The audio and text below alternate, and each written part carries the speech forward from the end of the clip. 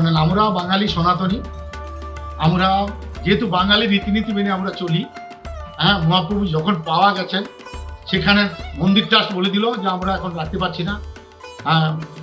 অন্যান্য আধিকারিক ছিলেন, ওনারা বললেন না আমরা নিয়ে যেতে পারছি না।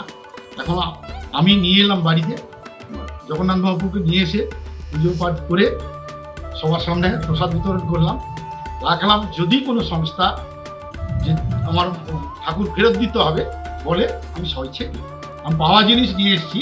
হ্যাঁ, প্রতিষ্ঠা বাড়িতে প্রতিষ্ঠা করলাম। যেহেতু আমার ঘরে রাধা গোবিন্দ নিত্য পূজা সেবা দেওয়া হয়, সেই হিসাবে আমি নিয়ে এলাম যে জগন্নাথ মহাপ্রভুর নিত্য সেবা হবে।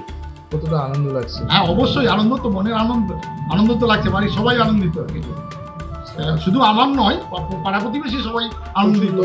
হ্যাঁ, উপস্থিত সবাই দেখতে এসছেন। দীঘায় জগন্নাথ ঘাটে গেছে, জগন্নাথ দেবের মূর্তি সমুদ্রে ভেসে এসছে, দেখবে চলো। আমার বন্ধু আর আমি দুজন গেলাম বাইকে, গিয়ে দেখি প্রভু জগন্নাথ দেবের মূর্তি সমুদ্রের ঘাটে বসে আছে।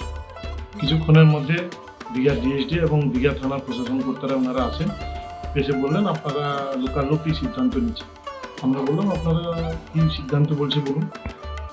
তখন আমার বন্ধু আমাকে বলেন যে আমার বাড়িতে রাধাকৃষ্ণ রয়েছে, তাহলে আমি জগন্নাথ দেবকে নিয়ে যাবো। আমি বললাম আমার বাড়িতেও জগন্নাথ রয়েছে, তাহলে চলো, তাহলে জগন্নাথ দেবকে আমরা নিয়ে যাই। তারপরে ঠাকুরের মূর্তি নিয়ে দু বন্ধু বাইকে চেপে মন্দিরের সামনে দিয়ে ঠাকুরকে নিয়ে এসে বন্ধুর বাড়িতে ঠাকুরকে আমরা প্রতিষ্ঠা করলাম, এবং এখন লোকে লোকারণ্য সবাই দেখতে আসছে। তো প্রভু জগন্নাথকে যে আমরা নিয়ে ওনার বাড়িতে প্রতিষ্ঠা করলাম, নিজেকে ধন্য মনে করছি, এবং প্রভু জগন্নাথ যাতে আমাদের সমাজের মঙ্গল করুক, এটাই ঠাকুরের কাছে প্রার্থনা।